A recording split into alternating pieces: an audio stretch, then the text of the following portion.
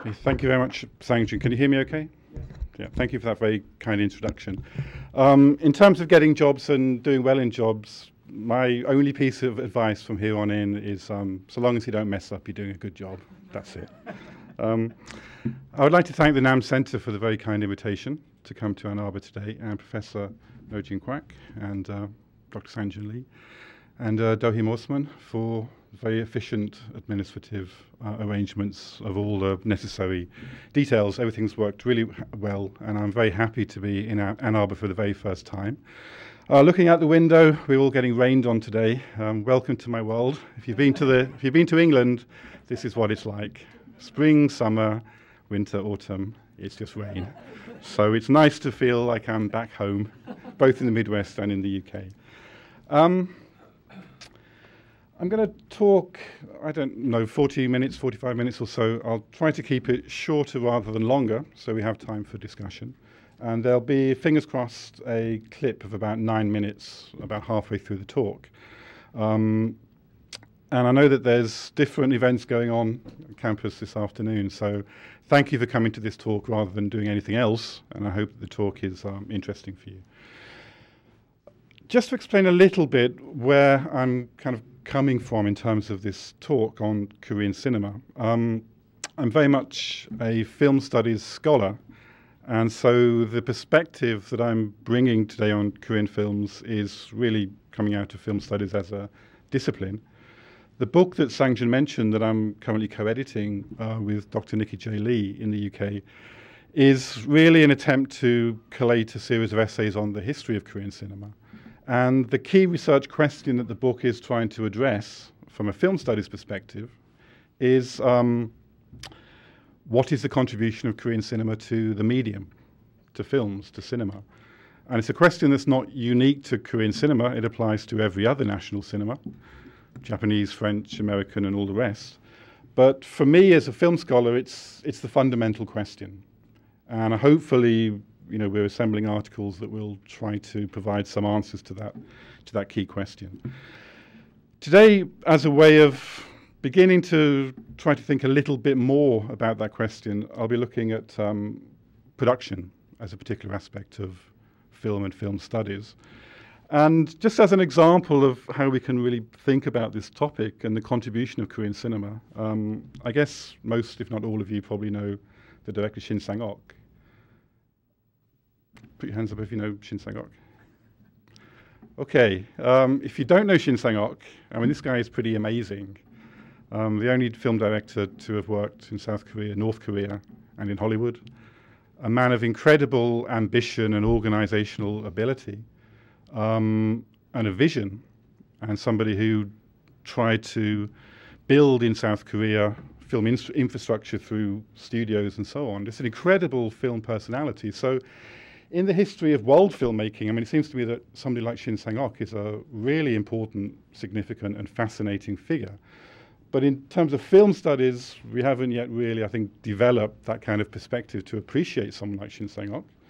And judging from the small number of hands that went up when I asked about Shin Sang-ok, maybe in Korean studies, he's also somebody who needs a little bit more work. So we're trying to think about or identify significant production practices in the history of Korean films that have made a contribution to the medium. So my title, Making Korean Films, Production Studies and Changing Production Cultures. I'd like to start with the simple observation that many commentators have pointed out that South Korean cinema has recently or fairly recently transformed itself into an internationally competitive market leader. So over the past 2 decades, 3 decades. And this transformation, and we need not concern ourselves with what it was, but really what it was transformed into. It's entailed a number of different things. The upgrading of technologies of both production and consumption, an increased professionalization of filmmaking practices, the penetration of new markets for Korean film, and an associated increase in confidence amongst filmmakers and ambition amongst creative personnel. Now, of course, filmmakers in South Korea continue to face problems linked to the fact that the country is relatively small, resources are tight, there's not much money, there's not much time, and therefore, in all kinds of ways, there are severe limits on opportunities for growth of the film industry. However, it seems to me that since at least the late 1990s, expectations concerning South Korean cinema have changed, certainly internationally, and have been raised, so people expect more from Korean movies. And that this has been accompanied by changes in aesthetic innovations or aesthetic practices in South Korean cinema. Now, these processes of technological and professional upskilling and enhanced international competitiveness have impacted upon every single specialized film industry role in the South Korean industry, from script writing to production, to directing, to performance, production design, visual effects. But I think that certainly film scholars, and maybe Korean studies is the same, but I think we've been quite slow to chronicle and to analyze some of these changes at the level of production. However, if you scratch the surface of any significant contemporary commercial South Korean film, it seems to me that an interesting story begins to emerge concerning these transformations and aesthetic innovations. Now, for the purposes of the presentation today, I'm going to be focusing on two aspects of this transformation. On the one hand, as I mentioned, aesthetic innovation, which can be found in many of the films, probably that a lot of you are already familiar with, and can be analyzed through forms of textual analysis. On the other hand, it's also important that we understand something about the business practices and the workflow arrangements that facilitate creativity and new forms of aesthetic innovation. Both of these really twin concerns can be researched through engaging directly with practitioners, for example, through interviews. And similar to the situation facing filmmakers in other dynamic commercial industries, China, India, the US, and so on, South Korea's leading movie professionals, I think, are striving to sustain business models which allow them to respond in a flexible and dynamic fashion to variable market conditions and to new artistic challenges. As I mentioned, all of this impacts upon multiple filmmaking roles, if not every single one. In this talk, I'm going to focus this discussion of what are quite large transformations on every level of the industry to South Korean cinema's changing professional environments and aesthetic characteristics around just one dimension of filmmaking, which is film sound. Hopefully, this specific case study of film sound will potentially illustrate these wider industrial practices. And looking at soundtracks rather than visual tracks carries several benefits. The first is that focusing on sound, and inevitably, I guess, in order to focus on sound, the first thing we have to do is focus on sound rather than the more complex question of sound and image together. But focusing on sound provides the opportunity to focus on simply an important source of power and pleasure in contemporary Korean movies. So if you think about your own film consumption of South Korean films, and just think about, are there any moments where the sound was particularly important, where it made any kind of impact on you? Hopefully, if the answer is yes, then that's a way of beginning to think about the contribution of sound people and sound designers to the movies. A second reason to focus on sound is because it reveals the simple truth that in South Korea at the moment, sound designers are creating work of a high international standard. So part of the transformation we're talking about is at the level of sound professionals achieving a level of international success and recognition comparable to other successful international industries. Also, thirdly, focusing on sound, which scholars tend to do a lot less than image analysis, allows new questions to be asked concerning how and why individual South Korean films are so complex and fascinating, In short, an investigation of sound promises to generate new understandings and enhanced understandings, hopefully, of contemporary Korean cinema. Now, my method in this talk and this research is to look in depth at the work of just one of South Korea's sound studios, one of its audio post-production studios. And in a talk of this length, focusing on just one studio, there's not very much ground we can cover. Once you start researching sound, which for me was a relatively new area until I began to start looking at it, you discover how hard sound people work. I mean, working flat out on movies, day and night, very tight schedules, very tight budgets, working with film crews and working under often quite stressful circumstances, and working on lots of films. So the question of how you can comprehend patterns of work and patterns of aesthetic innovation by focusing on a narrow case study is a kind of legitimate methodological shortcoming, but hopefully the talk will be detailed enough to give some sense of the kind of work that can be done. Also, for the same reasons, I'm going to be focusing on one film within the work of this one audio production company. And it's just one individual film, and it therefore may not be representative of every other film made in South Korea. But I think the case study is an important one and an interesting one for reasons that I'll explain. The final problem here is that it seems to me that the history of Korean film sound hasn't yet been written in any era, and therefore there's not a whole load of prior critical models to draw on when thinking about sound. It also means that this presentation should be really, I think, considered or taken as work in progress. Okay, the next section is called Live Tone, Working Practices and Creative Collaboration. First observation to make is that the growth in the number of audio post-production studios established in South Korea over the last decade or two has been quite remarkable. As the film industry transformed itself in the period from the late 1990s, companies specializing in the presentation of recorded noise have proliferated, particularly in Seoul. It's quite interesting that these sounds, which have proliferated through sound companies, have started to attract the attention of eagle-eared commentators. One particularly interesting example, it seems to me, was this article from Cine 21, published in November 2005, which bravely attempted to categorize and list the best Korean films in terms of sound. So the 10 movies that had the best sound.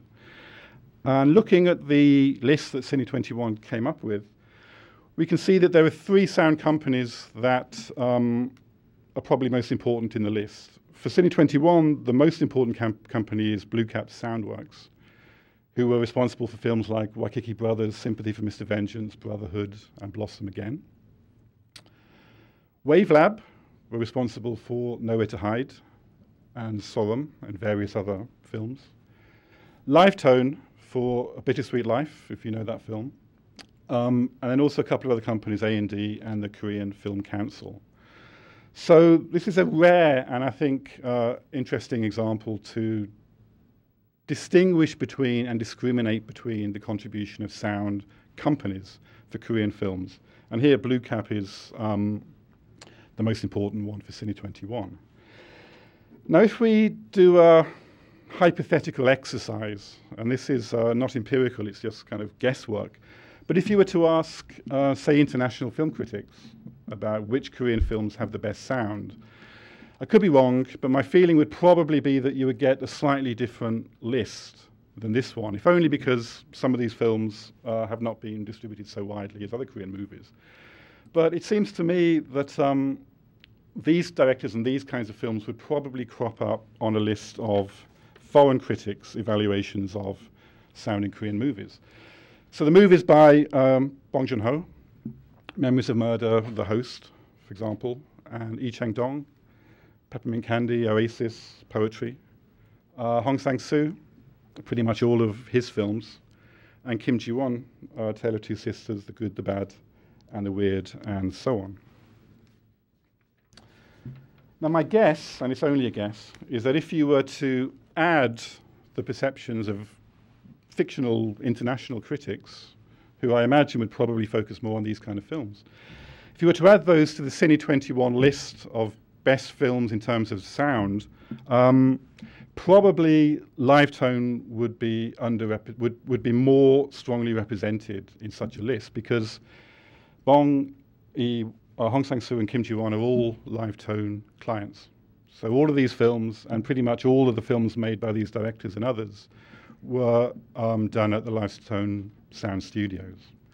So one of the things I want to argue, counter to the Cine 21 article, is that actually Livetone is probably the most important of the sound companies, and arguably more important than Blue Cap, which was the #1 for Cine 21.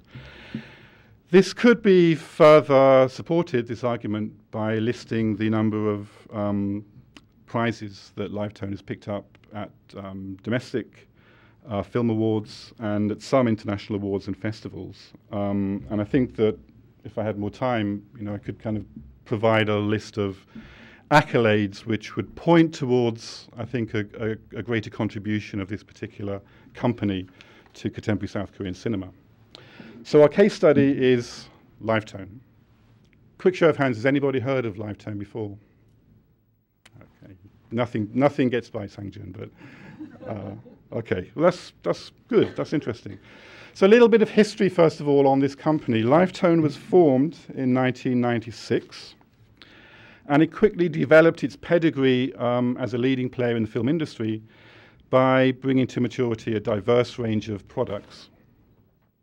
Blue Cap Soundworks had developed a reputation in the industry for working on films like Shiri, 1998, and Brotherhood, and therefore a reputation for working on war films and action movies. Livetone, on the other hand, slowly developed a reputation for producing slightly more delicate and subtle soundtracks with idiosyncratic film directors. So, for example, apart from the 4 directors just mentioned, there's also somebody like He Jin-ho, who's worked repeatedly with Livetone, and a whole range of individual movies which, if you've seen them, constitute an important narrative story arc about South Korean cinema. Art Museum by the Zoo, Il Mare, Tears, Fireland, Friend, Musa, My Sassy Girl, King and the Clown, Typhoon, I Saw the Devil, Yellow Sea, and there are many, many more. So quite a diverse portfolio for the company. Now, the key person to mention in this regard is probably a man called Ralph Tae-young Choi, who helped to establish Livetone originally and is now its Chief Technology Officer and Sound Supervisor. This is a hard-working man who to date has worked on over 200 movies, supervising, mixing, and taking on other kinds of roles at the level of audio production. His responsibilities across the years have been diverse, but he currently oversees all aspects of the company's varied audio designs. Now, Choi has some quite interesting ideas about the company's, I guess, business philosophy and aesthetic philosophy. What he says is that Livetone's role in the creation of a film soundtrack is to mediate between the often crazy ideas of film directors and the needs and the desires of the mass commercial audience. So in other words, according to him, at the level of sound, one of the problems with film directors, and the more creative, the bigger the problem, is that they need to have their ideas translated so that they're thinking about audiences. And he claims that one of the functions of his company, the Livetone company, is to provide, in effect, a bridge to help the director meet these needs of a mass commercial audience. So this means that the company's Livetone's sound designers turn film directors' concepts into feelings that the audience can understand. For this reason, Che believes that human communication skills built up through experience of working together is key to productive working relationships and therefore to the success of the company. So in other words, one of the reasons why directors like Bong Joon-ho and He Jin-ho and others work repeatedly with Livetone is because of somehow there's a productive working relationship, and in effect there's a kind of trust, which means that directors come back to the company to work time and time again. So, Che further explains that Livetone's brand value as a market leader is linked both to working practices and to aesthetics. On the one hand, the company's hard-won reputation has been forged through good service relationships with clients. So in other words, if a director, say Yi Chang-dong, if a director appreciates the relaxed and enjoyable atmosphere at the sound studio, he is more likely to find the relationship a productive one and to want to come back to work with the company again. And to indeed also to enter into a constructive dialogue about sound. Che also claims that stability is particularly important to the work of Livetone. So the company employs staff on a full-time basis with significant employment benefits, thus creating a sense of security that allows employees to concentrate on and enjoy their work, as opposed to some other companies where the working conditions are less stable, and therefore concentrating on the job can be a little bit harder if working conditions are not so positive. This means that for Che, that the company's relaxed business environment and workflow arrangements translate into a sense of professional play that facilitates mutual benefits for both filmmaker and client. Because the studio's working relationship helps facilitate positive creative relationships, the sound designers who work at the company are able to more effectively consult with directors so as to better understand what they want. So in other words, there's a clear communication and dialogue so that everybody is on the same page and understands what is needed for the project. Che explains that if at Livetone their team are able to make a director feel relaxed, then they will be able to share with that director their honest opinions about a film soundtrack, about what works and what doesn't work. And the strong human connection that's forged means that the director is more likely to consider that input seriously. This is in a context where sound in many movie industries, historically, there's been a historical complaint that sound has never been treated very seriously, sometimes something that directors are not interested in, sometimes something that happens at the end of the filmmaking process. But really the logic of effective sound design is that the earlier you embed a conversation with key creatives like directors, for example at a script stage, the more effective a sound design is likely to be. So here Che is saying in effect that we want to have some control over the project at an early stage if possible, because that's going to make the project stronger. And building up these positive relationships with directors means that the directors are more likely to yield some power in the interest of having this shared conversation and dialogue. Again, on many films, and there's lots of anecdotes about this certainly in Hollywood and I'm sure elsewhere, different crew members don't always talk to each other. And at the level of sound designers don't always talk to the musicians and all the rest of it, meaning that you have lack of communication and often a product that doesn't work as effectively as it might if there is a slightly more harmonious working relationship. So it's in this sense, I would argue, that we can think of these directors such as Hong Sang-soo and Bong Joon-ho as Livetone clients, filmmakers who don't just work habitually with the same sound company, but who have, together with the company, forged these productive working relationships so as to create as effective as possible sound design.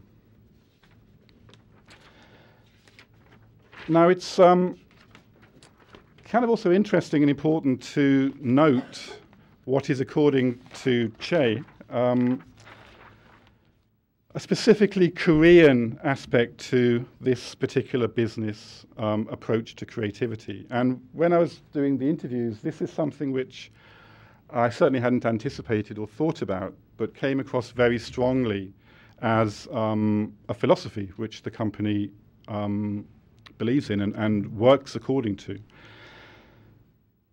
So Che emphasizes the, first of all, the enhanced industry power that may result from Korean movie soundscapes' greater use of domestically sourced sound.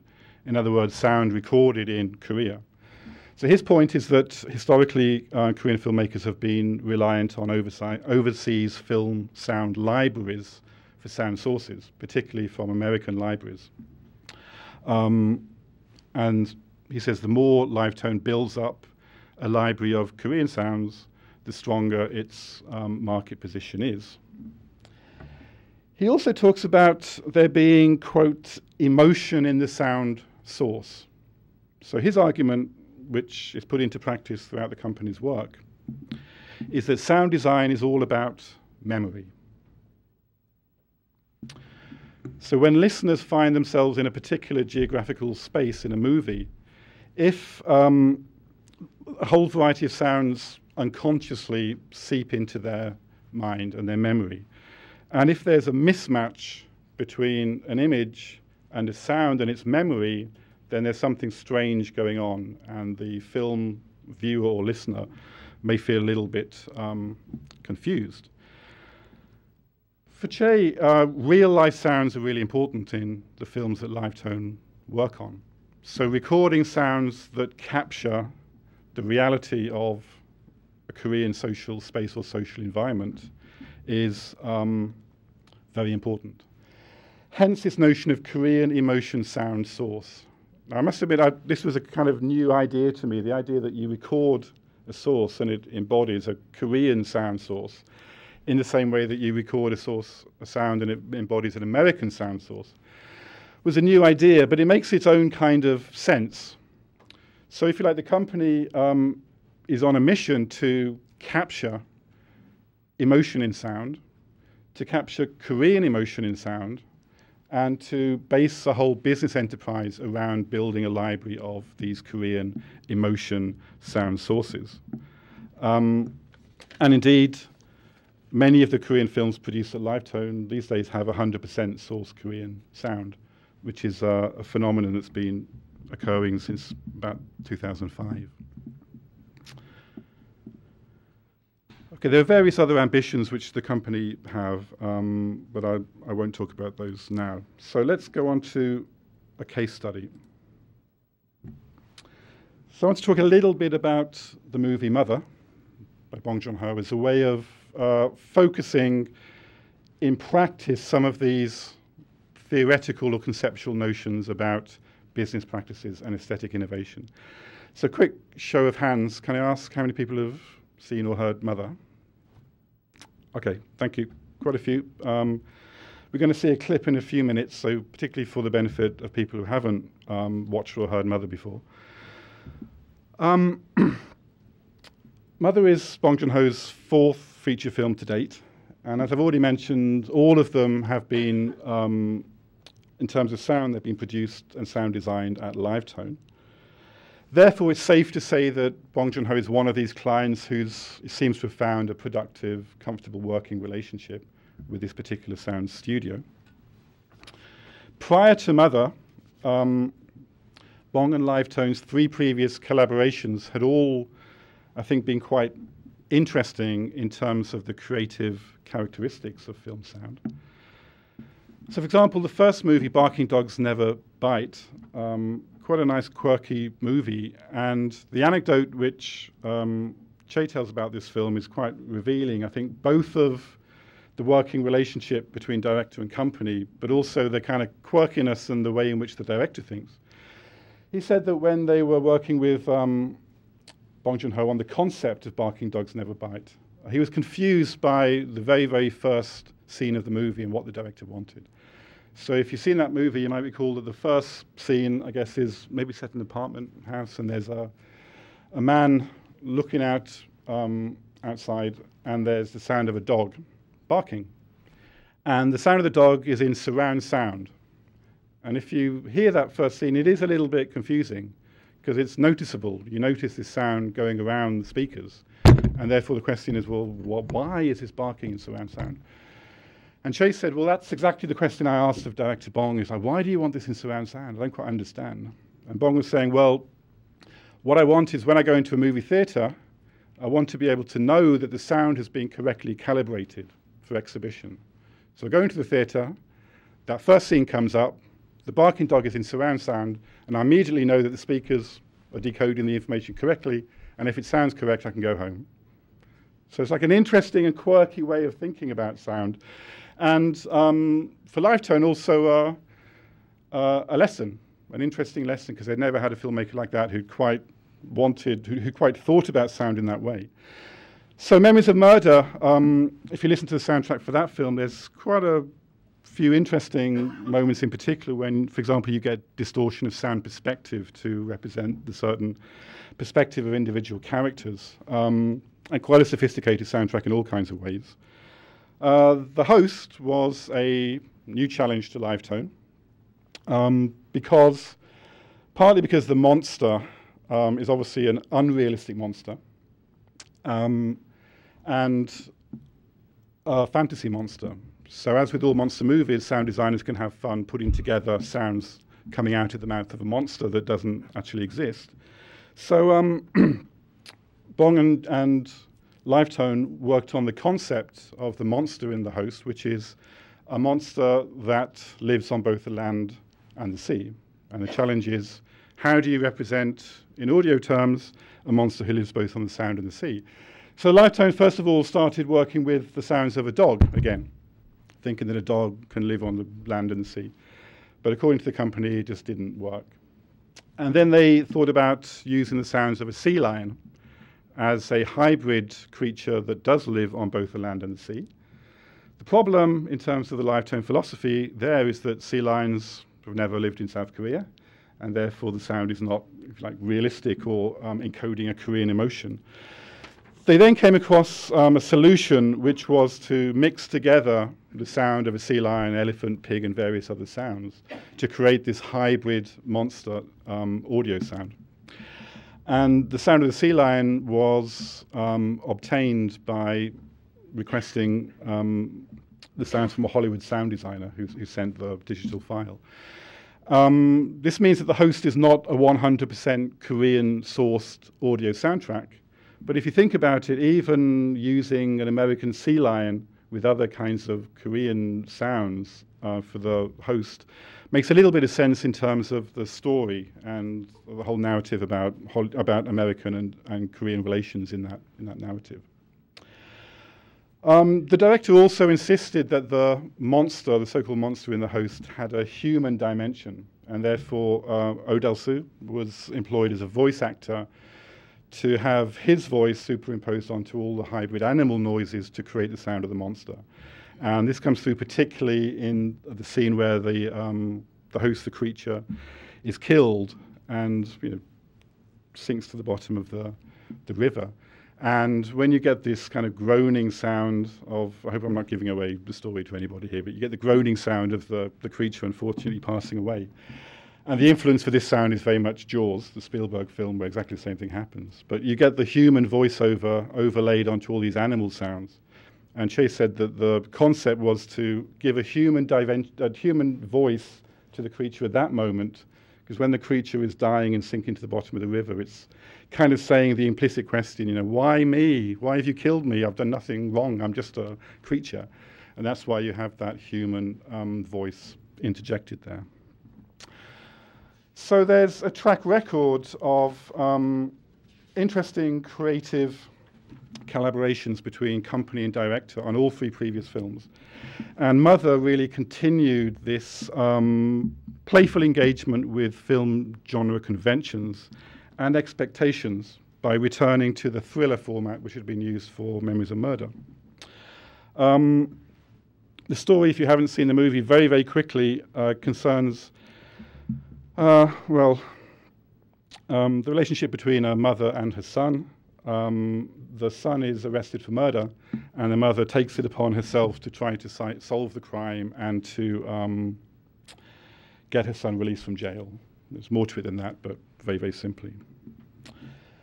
Now, in terms of the sound concept for Mother, Bong has stressed as a director that he's not interested in realism, but in reality.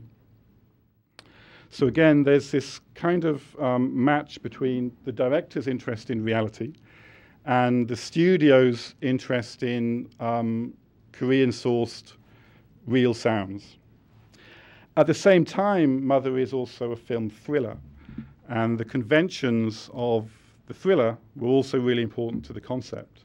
So again, if you imagine from what I said earlier about how Live Tone considers itself to be a bridge between the director's ideas and the audience, in terms of delivering the emotional impact of a thriller to audiences, that's also where Live Tone could help the director with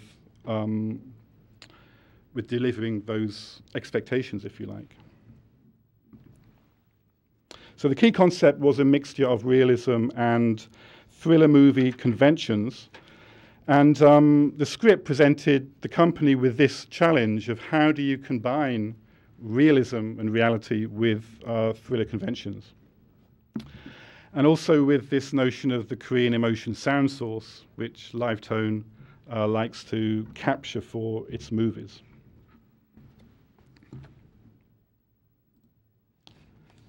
Move on from that one. Okay, I'm going to close this down because I think we've got, hopefully, the clip about to start in a minute. This hybrid principle, this hybrid concept of realism and thriller conventions, in movie it's found, in Mother, sorry, it's found in both individual scenes but also across individual scenes. So what I'd like to do is I'd like to show an extended clip of about 8 minutes, which is a sequence that occurs about 45 minutes into the film of really 3 individual scenes put together in a sequence, which I think illustrates this principle in operation of realism and thriller conventions.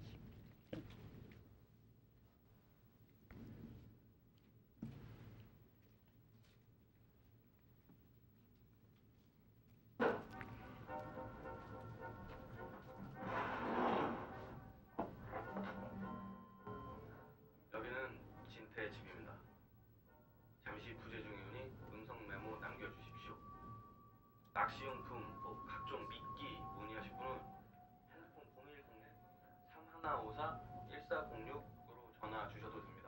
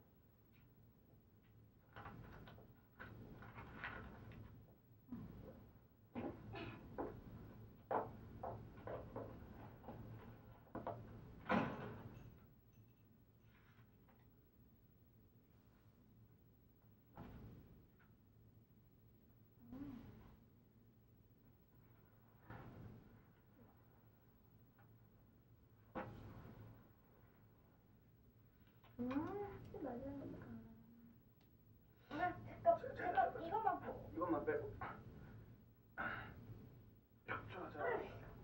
잠깐만. 그렇지. 다 빠졌다, 다 빠졌다. 클라이막스인데.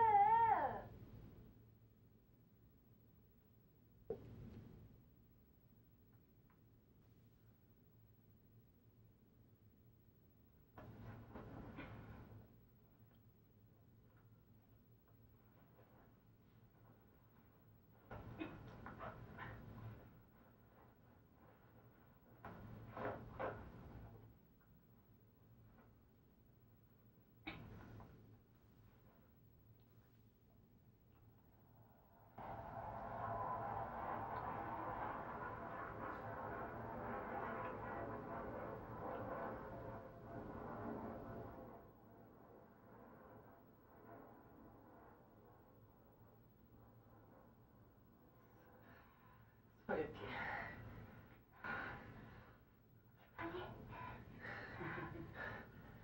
비빔이? 비벼라. 알탕. 당형체.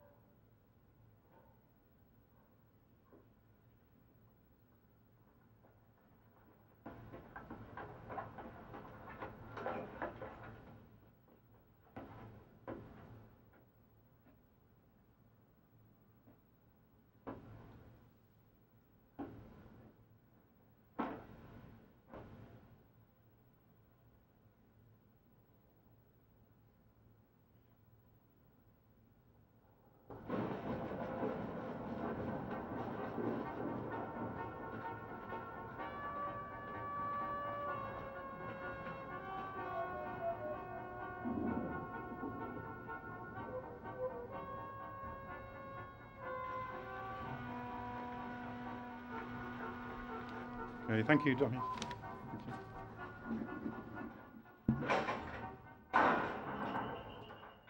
세분이 어디 갔어?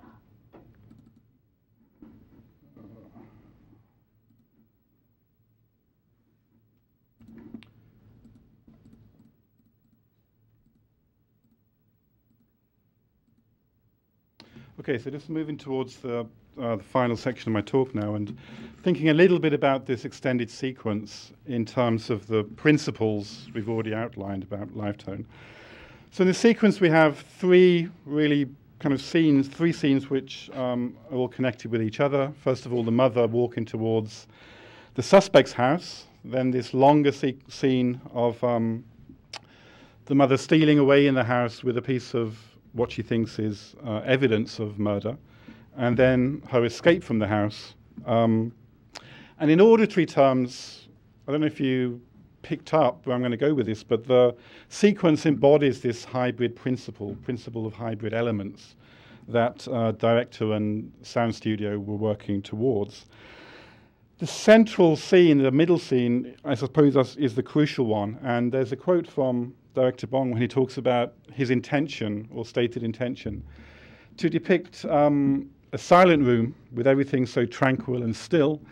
It's like the scene is shot through a microscope. I intended to make audiences feel suffocated by looking through this microscope. So clearly he has a strong sense of what he was trying to do in that scene. But it wouldn't be pedantic to point out that it's not a silent room. So if you think a little bit more about the sounds, clearly sound design plays a bit more of a contribution than merely silence. So on the one hand, there are carefully chosen, quite subtle and delicate, realistic moments, such as the sound of the mother walking on her knees and the soft thumps on her knees, or the moment when she walks in her socks past a sleeping couple, or when the character Jintae's finger just dips into the water and you hear the sound of the water. So there's care and attention to detail at the level of these realistic sounds, which also contribute to what Director Bong said he wanted as another core concept for the film, a sense of movement amidst calmness. So if you think about this sequence, and particularly the middle scene, as embodying movement amidst calmness, then that happens at an audio level as much as at a visual level. However, it seems to me that these realistic details are also contrasted or underpinned by the use of movie thriller conventions and codes. So, for example, here the middle silent room scene is bookended by the other two scenes, which are characterized by the use of a musical score, particularly this kind of jagged violin sound, very reminiscent of Hitchcock's Psycho, which various crew members said that they watched and listened to for inspiration before making Mother, and the composer Lee Byung-woo's contribution to this sequence. So not more than this, we also get in this sequence the punctuation of what I would think of as a highly symbolic storm. So you've got the principle of realism and thriller movie conventions delivered through sound design and music. And at a kind of narrative level within the sequence, you've also got this storm. So at the beginning, in the first scene, when the mother walks towards the house, there's little evidence of the storm, visual or oral.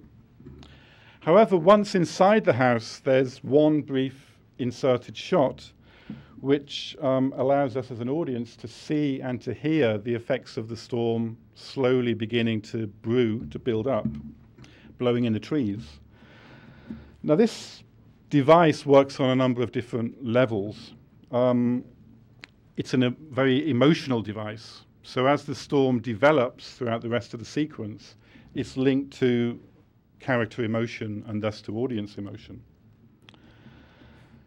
It provides another illustration of the concept of movement amidst calmness. So if you look at the scene again and listen to the scene again, as the storm begins to develop, as the sequence unravels, we get this increased sense of movement amidst calmness. So again, one of the director's principles is being delivered through the device of a storm. The storm also permits us to experience the mother's sense of heightened agitation as she discovers what she thinks is a piece of murder evidence, and she feels in potential danger. So as the storm begins to build, we get this sense of what's going on somehow in the character's emotional life. And it offers a sense of things to come as tensions rise even higher when she takes hold of the murder weapon, or what she thinks is a murder weapon, and then flees the house, and you get the storm again building even further. And indeed, the precise point where she's walking, the mother is walking away from the house, is when we get a direct cut on the sound of the storm breaking. It's like the kind of climactic moment of the scene. Now, thinking about these different elements and how they embody the concept that director and sound crew were trying to work on together. So again, there can be little doubt, first of all, that this kind of sequence is highly realistic. Meaning that storms and rain do occur in South Korea, as they do in Michigan, unfortunately. And no doubt somebody from Livetone has gone out into a real-life storm and captured the sound of storms and put it on the movie. However, there's also no denying the sequence's aesthetic lineage in terms of thriller conventions. Storms and rains are standard tropes or narrative devices of thriller movies or melodramas that audiences instinctively respond to on an emotional level. So you may or may not be the kind of person who, when you watch certain, usually older movies, recognize moments when characters are going through some kind of emotional or psychological agony, and there's a storm and there's rain and everything's tumultuous and loud, and the weather is mirroring what's going on in the characters' emotions.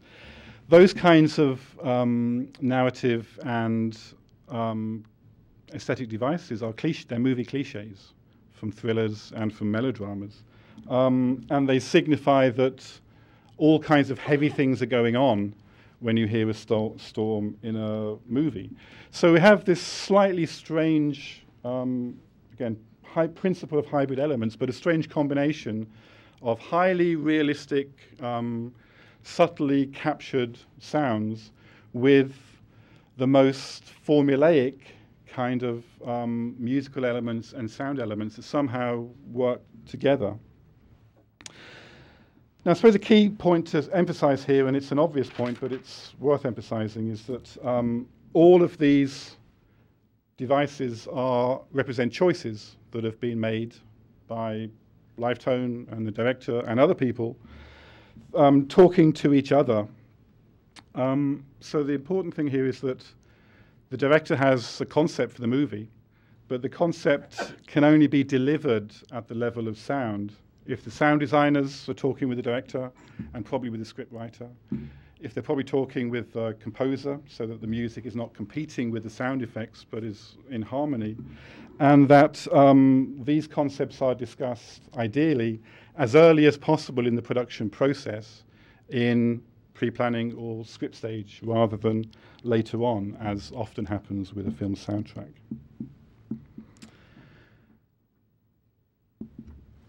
Now, one of the questions I asked Ralph Tae-Young-Che was, I was interested in what was the most valuable accolade that Livetone has achieved or would achieve. What would be the most valuable mark of prestige for the company? And I was expecting him to say something like, you know, awards in Korea or international film festival awards or exposure or box office success.